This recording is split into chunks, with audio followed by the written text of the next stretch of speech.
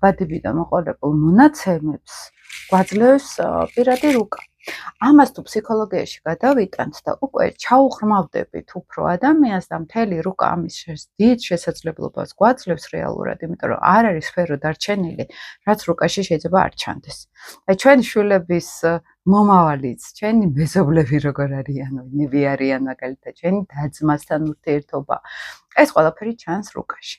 ახლა რა არის ყველაზე საინტერესო? არა მარტო დაბადების მომენტი ჩანს რუკაში, არამედ ამას ვეძახით ტრანზიტულ ასტროლოგიას, მთელი პერიოდი განვითარება, მისი ფაზები, ამ ადამიანის ფაზები, საფრთხეები თუ პოზიტივები თუ გამართლება, ეს ყველაფერი გაწერილია დროსა და სივრცეში. ესე ზუსტად არ ვიცის ჩვენ რა ესეთ პირდაპირ მელკიადესის პერგამენტზე იყოს ესე რომ თქვა დაწერილი მთელი ჩვენი ბედი, მაგრამ არის ტენდენციები.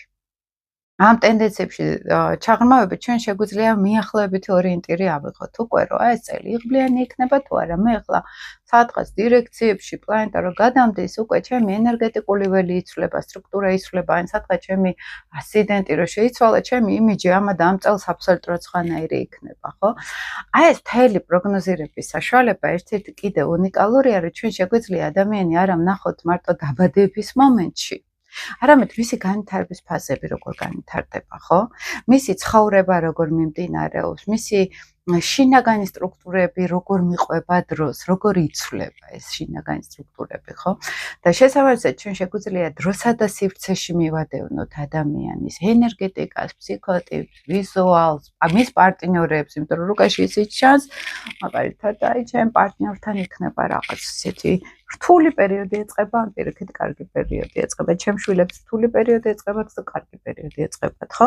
და ეს რატომ არის? იმიტომ რომ დინამიური არის ადამიანი და აი ამ დინამიკაში ჩვენ ვხედავთ აი ეს იმასაც გავს, სადღაც მომავლის ჭვრეტასაც გავს, მაგრამ სადღაც უფრო ლოგიკური განვითარება არის ადამიანის, რომელიც ახლა რაც უფრო მაგალითად ვაკვირდებით ახლა თუნდაც პროგნოზირების კუთხით საკუთარ თავსაც, ახლობლებსაც, ან მუშაობთ პროგნოზირება და ასტროლოგიაზე, ხო, ან დინამიურობაში ვხედავთ ადამიანს, აქ შეგვიძლია ვნახოთ უკვე მისი ფსიქიკური მდგომარეობა, მისი გარემო მდგომარეობა, როგორ განვითარდება, როგორ წავა, ხო, ესე არ არის რომ აი უბრალოდ ადამიანის რუკა ვნახო და ვნახო რა ელის.